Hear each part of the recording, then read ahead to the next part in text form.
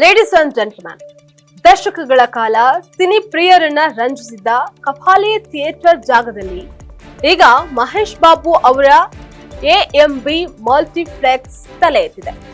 ಆದ್ರೆ ಇಲ್ಲೊಂದು ಸಮಸ್ಯೆ ಆಗಿದೆ.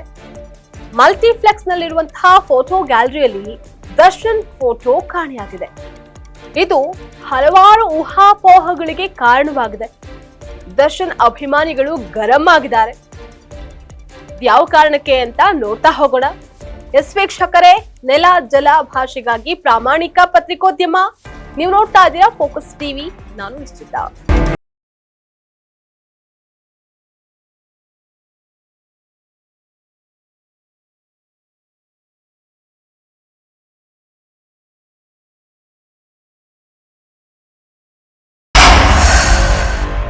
ಮಹೇಶ್ ಬಾಬು ಕೇವಲ ನಟನಾಗಿರದೆ ಉದ್ಯಮ ಕ್ಷೇತ್ರದಲ್ಲೂ ತೊಡಕೊಂಡಿದ್ದಾರೆ.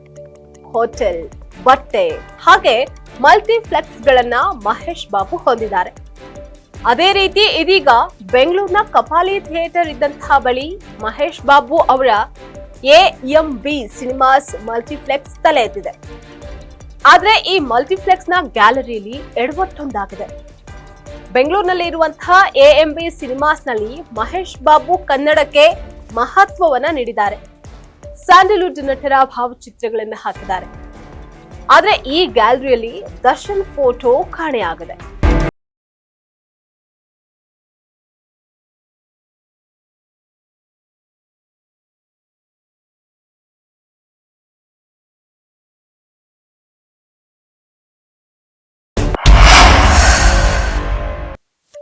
ಎಎಂಬಿ ಸಿನಿಮಾಸ್ ಮಲ್ಟಿಪ್ಲೆಕ್ಸ್ ನಲ್ಲಿ ಆರ್ಟಿಸ್ಟ್ ಗ್ಯಾಲರಿ ಇದೆ. ಈ ಗ್ಯಾಲರಿಯಲ್ಲಿ ಸ್ಯಾಂಡಲ್ವುಡ್ ನ ಸ್ಟಾರ್ಸ್ ನಟರ 9 ಫೋಟೋಗಳನ್ನು ಹಾಕಲಾಗಿದೆ. ಅದರಲ್ಲಿ ಶಿವರಾಜ್ ಕುಮಾರ್, ಸುದೀಪ್, ಉಪೇಂದ್ರ, ಯಶ್, ಗಣೇಶ್, ರಿಷಬ್ ಶೆಟ್ಟಿ, ಧ್ರುವ ಸರ್ಜಾ, ಶ್ರೀಮುರಳಿ, ರಕ್ಷಿತ್ ಶೆಟ್ಟಿ ಅವರ ಫೋಟೋಗಳಿದೆ.